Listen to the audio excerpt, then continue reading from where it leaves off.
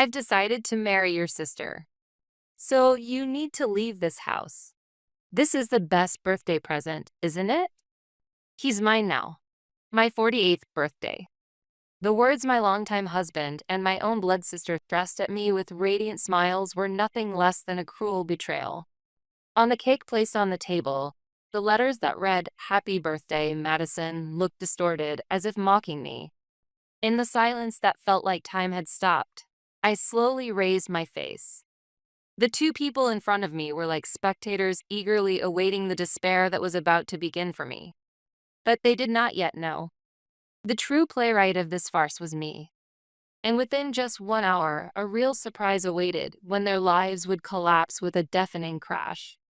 The 6 months leading up to this day had been filled with a false sense of calm. The consulting company I had founded was on track, and although I was busy, I was leading fulfilling days.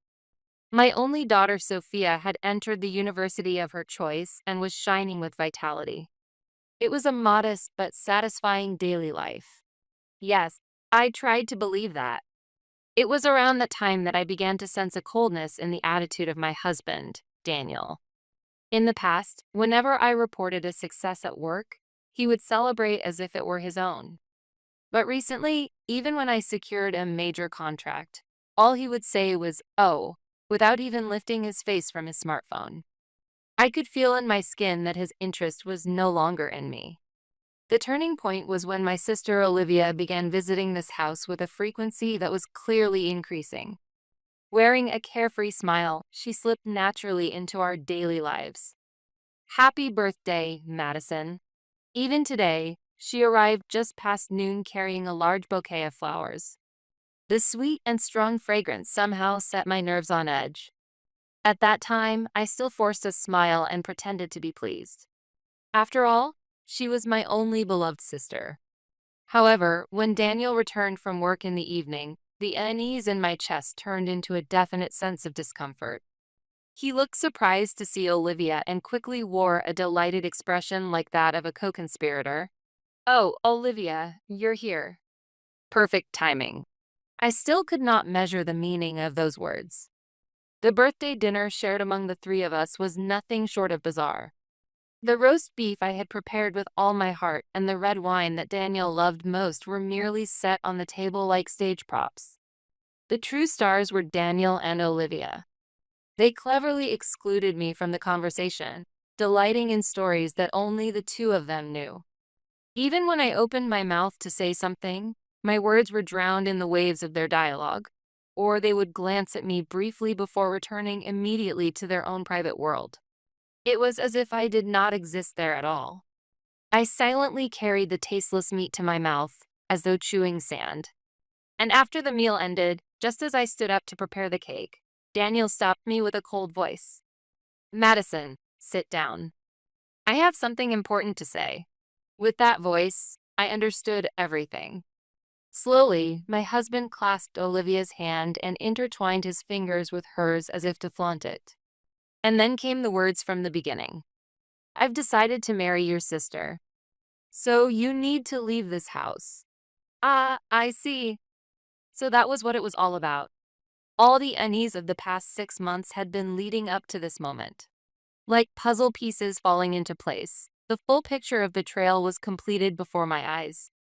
Before sadness could rise, a burning rage welled up from deep within me. On my birthday, in my home, my husband and my sister were trying to take everything from me. But they still did not know. They did not know that I was not some fragile woman who would simply end this story as a tragic heroine.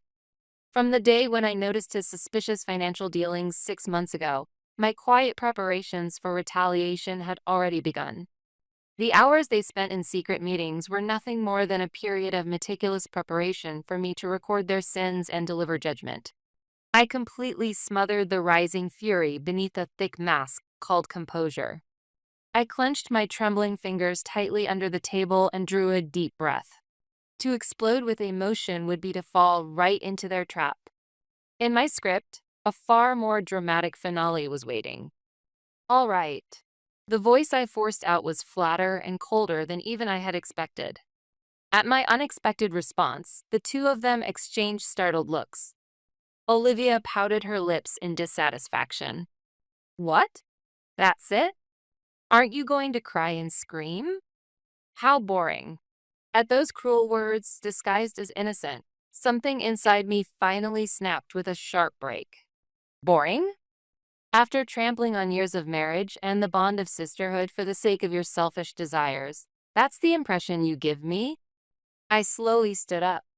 Perhaps sensing the instinctive hostility in that quiet motion, Daniel stiffened slightly. I turned my eyes away from them and walked toward the bedroom closet. There, I quietly pulled out the suitcase I had already packed with the bare minimum of belongings. When I returned to the living room, Daniel looked at me with a suspicious gaze. What's with that suitcase? You're well prepared, aren't you? For the first time that day, I smiled from the bottom of my heart. It was a smile born from the depths of rage and despair, cold as ice. Yes, preparation is everything. Risk management is like an occupational hazard for a consultant. Then I placed my hand on the doorknob of the entrance. Just before opening the door, I turned back to the foolish pair with my brightest smile. Daniel, Olivia, thank you for the best birthday ever. As a token of gratitude, I've prepared a gift for you as well. I paused deliberately for a beat before continuing. It should arrive in exactly 1 hour, so the two of you can wait together and look forward to it. Leaving the two of them frozen with their mouths agape, I stepped out of my own home. Just before the door closed, I heard Olivia's voice. A gift? How creepy. The cold air outside eased the blaze in my heart, if only a little. 60 minutes remained until the beginning of the show. The curtain on the most exhilarating performance of my life was about to rise. The cold night air caressed my burning cheeks. Sinking deep into the back seat of a taxi I had hailed, I opened the messaging app on my smartphone. I sent short messages to my only accomplice, my daughter Sophia, and to the director of this plan, Attorney Brown. The curtain has risen. Begin as scheduled in 60 minutes. Immediately, firm confirmations arrived from both of them. Those simple words felt more reassuring than anything else. As I gazed absent-mindedly at the city lights flowing past the taxi window, my mind drifted back to that day 6 months ago, when I first began writing the script for this intricate revenge play. It had all started with something ordinary on an ordinary day. While checking my credit card statement, my eyes caught sight of a large purchase at a jewelry store I had never seen before. The date matched the day Daniel had said, I suddenly have to stay overnight for a business trip, and left the house. I asked him casually, Hey, what's this charge? For a brief moment, his face froze, and then, as if rehearsed, he hurriedly patched it over. Oh, that. I paid up front for a coworker's wedding gift. I'll be reimbursed right away. At that overly fluent lie, a small but sharp thorn pierced my heart. After more than 20 years together, I knew. I knew the slight flicker in his eyes that appeared only when he lied. From that day on, my world quietly began to fade in color. There were more days when my husband came home late, and even on weekends he would leave, saying it was for work obligations. And at the same time, my sister Olivia began visiting our home with increasing frequency, almost as if it had been coordinated. She would sip the tea I brewed and shamelessly say, Daniel seems really exhausted lately. You have to support him properly, Madison. Looking back now, that must have been a clever warning, almost like a declaration of victory directed at me. In hindsight, Daniel's favoritism may have begun from the very start of our marriage. On the night I came home expecting a celebration after winning my first major contract as a consultant, what awaited me was Daniel's indifferent response. Oh, that's good. But that same weekend, when Olivia reported that she had completed a trial cooking class, he exclaimed, That's amazing. Let's celebrate. And made a reservation at an expensive restaurant, making a huge fuss. My hard-won success, the result of staking my life, was treated as less than my sister's first step in a mere hobby. Perhaps it was his unconscious instinct to protect his fragile pride. My success threatened him, while Olivia's trivial daily events reassured him. That distorted dynamic quietly eroded our marriage, and I should have realized it much sooner. My suspicion then turned into a cutting certainty one late night.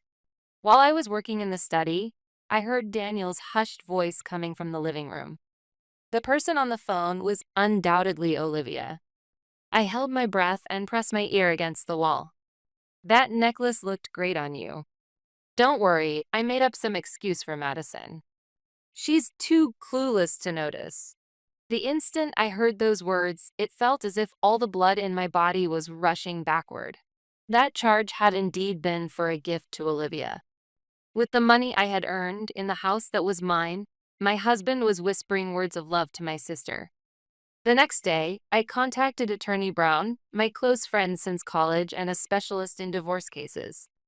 When I told him the situation, he said in a calm voice, "Madison, this is war. To win, you need perfect evidence and strategy." Those words snapped me back to reality. Yes, this was war. And if it was war, then I had to win. They had to pay a fitting price for their betrayal. That night, I confided everything to Sophia. After silently listening to me, she spoke through her tears with a determined expression. "Mom, let me help too. I will never forgive them." Studying information security at university, Sophia became the most reliable ally I could have asked for. We became quiet accomplices. Our investigation began from there. Sophia pointed out that Daniel's old laptop might still contain recoverable data. Late at night, waiting until Daniel was sound asleep, I crept into the study. Through a video call, Sophia guided me, and together we succeeded in extracting deleted emails and browsing data from his computer. The next day, when Sophia analyzed the data, we were stunned. An overwhelming number of emails exchanged between the two of them had been left vividly intact. In those emails was a meticulous and malicious plan detailing how they intended to rob me of my assets. If we use Madison's company's internal information, we can make money through insider trading. Can't we trick her into transferring the house title to me as if it were a lifetime gift? On her birthday, we'll reveal everything and throw her out without paying alimony. It'll be the greatest show ever. It was a grotesque record of their vile desires, mocking my work, and using my very life as a stepping stone for their own pleasure. The final blow was an email sent by Olivia. "Madison is pathetic, isn't she? Working so desperately to create a paradise for us. I really should thank her, LOL." I felt my strength drain away, surpassing even anger. That email had more than enough power to completely erase the faint hesitation that still lingered in my heart. Attorney Brown looked over the evidence we had gathered and muttered in a voice tinged with anger. "This is horrible, but it's perfect. Drafts of forged property title transfer documents, suspicious records of remittances to offshore shell companies, and chat logs suggesting insider trading. There was no way left for them to escape. From there, we crafted the final plan. The bank, the Securities and Exchange Surveillance Commission, the tax authority, and the police. By leaking information to multiple public institutions simultaneously, their social lives and economic freedom would be severed in an instant. Attorney Brown coordinated with specialists in each field, and a perfect encirclement, with not a single legal loophole, was quietly but steadily constructed. All preparations were completed the day before my birthday. All that was left was to wait calmly for them to pull the trigger on their own guillotine. The taxi slid into the entrance of the luxury hotel in the city center that I had reserved. I handed my suitcase to the bellboy and checked in. When I opened the heavy door to the assigned suite, a glittering night view of New York spread out below me like scattered jewels. The world I thought I had lost still shone this beautifully. I walked to the window and pressed my forehead against the cold glass. Toward the home that was once mine, somewhere in the distance, I whispered quietly, "It's showtime." Then I slipped into a bathrobe from the closet and ordered the finest champagne through room service. It was an elegant aperitif for the revenge show that was about to begin. In the spacious suite, it felt as though only the ticking of a second hand echoed. In reality, the modern clock on the wall was silent, but the beating of my heart marked the time with precision. The golden champagne poured into the glass released delicate bubbles, as if eagerly awaiting the moment of celebration. When I confirmed that the timer on my smartphone had less than 10 minutes remaining, I began a video call with my daughter Sophia, just as planned. On the screen, she appeared holding a large cushion, her expression slightly tense, yet her eyes sparkled with anticipation. "Mom, it's finally time." I smiled back and gently raised the glass in my hand. "Yes, just a little longer until the greatest show begins." For this day, we had anticipated every possible scenario and repeated countless simulations. The timetable crafted by Attorney Brown was a masterpiece, calculated down to the very second. First, the opening salvo would come from the bank.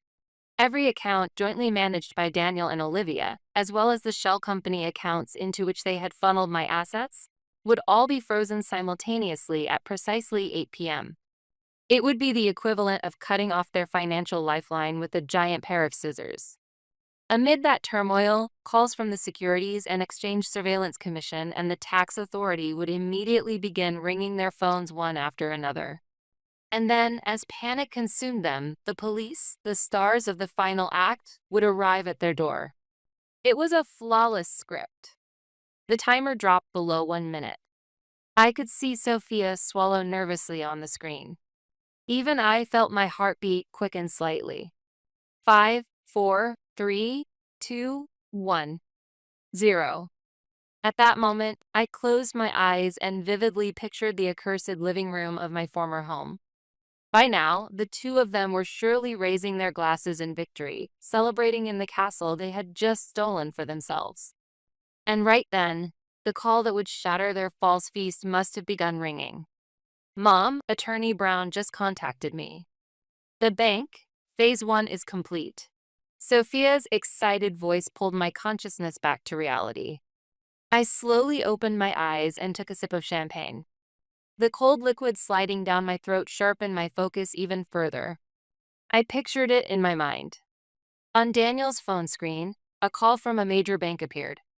When he answered suspiciously, an emotionless, businesslike voice would inform him, "Mr. Daniel, we regret to inform you that due to confirmed suspicions of unauthorized fund transfers involving yourself and Ms. Olivia, all related accounts have been fully frozen effective immediately." I could almost see the baccarat glass slipping from his hand, staining the expensive Persian rug with a splash of red wine. "What are you talking about?" he would roar. But the voice on the other end would continue coldly, reading the words as if from a manual. "Mom, the second wave is here." The Securities Commission and the tax authority just moved at the same time. Sophia's voice rose another pitch. While Daniel was still reeling from the call with the bank, Olivia's smartphone would begin to ring. It would be the Securities and Exchange Surveillance Commission, requesting voluntary questioning over suspected insider trading. Almost simultaneously, one of Daniel's other phones would receive a stern warning from the tax authority about undeclared overseas assets. As the flood of information crashed over them, their minds would be pushed past their limits, short-circuiting completely. "What the hell is going on?" "I don't know, you're the one managing everything." That ugly blame game must have already begun. The sandcastle they had built was starting to crumble, collapsing from within under suspicion and distrust. And then Sophia caught her breath. "Mom, the main event has arrived." She spoke while keeping her eyes fixed on the computer screen in front of her. I straightened my posture and focused on the screen as well. It was a live feed from the high-performance network cameras Sophia had installed in advance. The footage showed several black sedans silently pulling up in front of the house. Men in suits stepped out. We knew exactly what kind of warrants they held: a search warrant and arrest warrants. The front door was pounded with heavy knocks.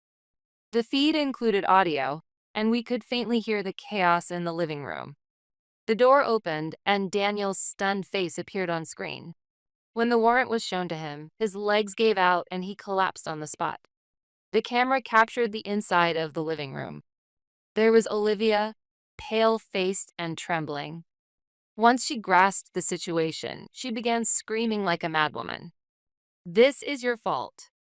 You promised you'd handle everything better. Shut up. You're the one who pushed me, saying you wanted more money. Their grotesque shouting match played out like a farce, in stark contrast to the calm and methodical movements of the investigators beginning the search. Hearing the commotion, neighbors peeked from their windows and began gathering in front of the house. One of them could be seen making a call on a smartphone. Attorney Brown had already leaked the story anonymously to multiple media outlets. As expected, in less than 10 minutes, several vans bearing television station logos arrived, and cameramen rushed about frantically. It was the beginning of a public, humiliating show. Flanked by investigators, Daniel and Olivia were dragged out of the house.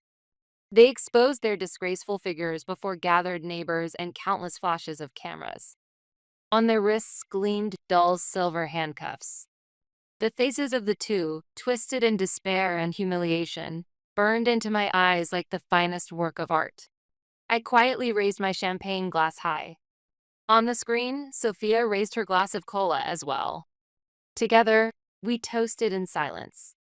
It was a quiet, yet most powerful toast to celebrate the triumph of justice. That night's news was dominated by the story. The husband of a prominent female consultant and his sister-in-law had been arrested for massive asset fraud and insider trading. The victim was Madison, the wife. The broadcast also showed a photograph of me, one provided by Attorney Brown, capturing me with an intelligent and dignified expression. In contrast, the footage of Daniel and Olivia being taken away was replayed again and again. In a single night, they had fallen from dazzling success stories to the most infamous fools in the neighborhood. I watched the news from the hotel bed as though it were someone else's affair. The revenge was complete. No, my part in executing it was complete. All that remained was to wait for the judicial system to deliver its final judgment upon them. After that storm-like night had passed, the world welcomed the morning unchanged. Yet the world surrounding me had certainly and dramatically transformed. Bathed in the morning sunlight streaming through the suite window, I felt the beginning of a new life. When I turned on the television, every channel was reporting extensively on the previous night's incident. Daniel and Olivia were no longer merely individuals with names, but symbols, suspects, exposed to society's prying eyes. The false paradise they had tried to build had turned into a pile of rubble in just one night.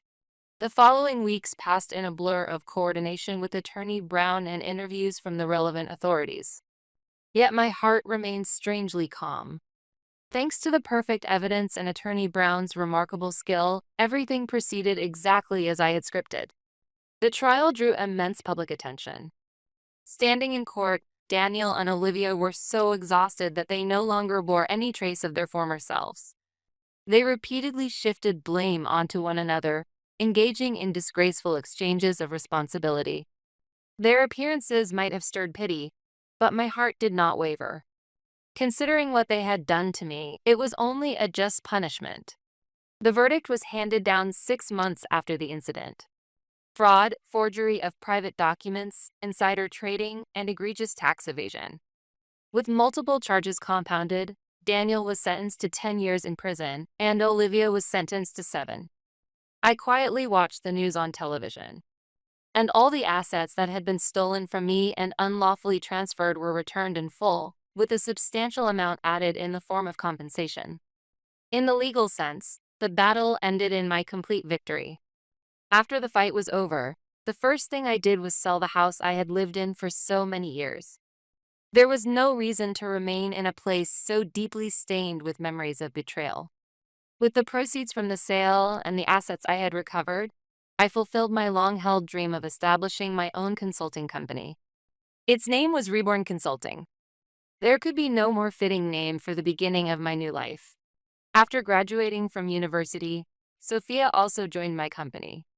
Her youthful sensibilities and IT skills combined with my experience, and the company grew at an astonishing pace right from its founding.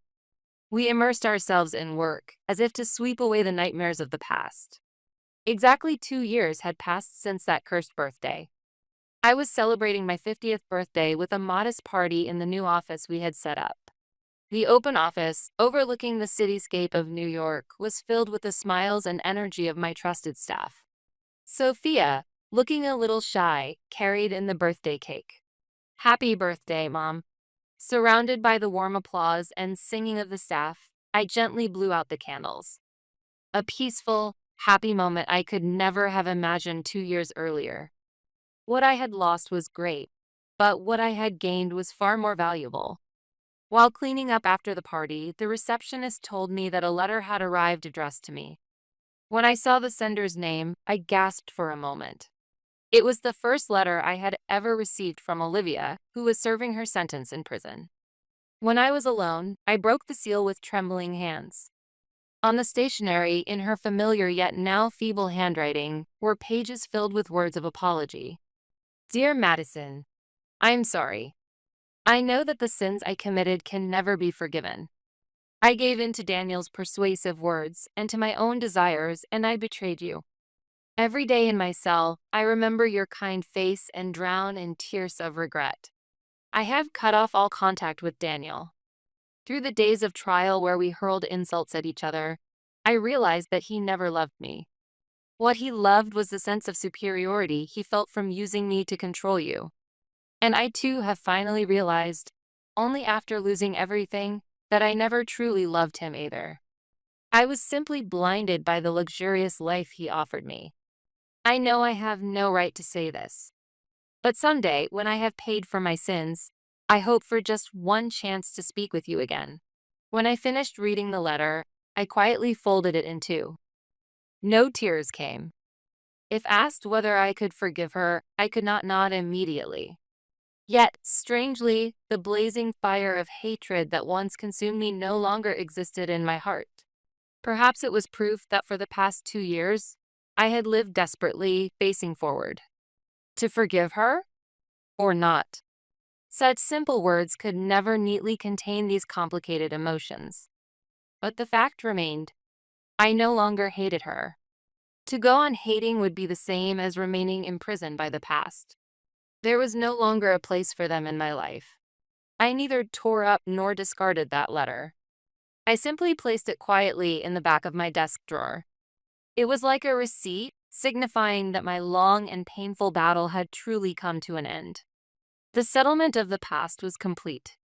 The city lights spreading outside my window shone even brighter than they had 2 years ago when I gazed at them from that hotel room. Sophia came to my side and gently placed her hand on my shoulder. "Mom, are you okay?" I smiled back at her. "Yes, I'm fine. Completely fine now." For a while, we gazed silently at the night view together. Then I spoke to Sophia. "You know, Sophia, don't you think life is a bit like creating the perfect business plan? You cut off unnecessary assets without mercy, manage unforeseen risks thoroughly, and secure the greatest profit. Family betrayal? No, that was the most difficult and the most successful corporate restructuring project of my life. I will never look back at the past again. Our future will stretch on, bright and vast, like this glittering night view before us.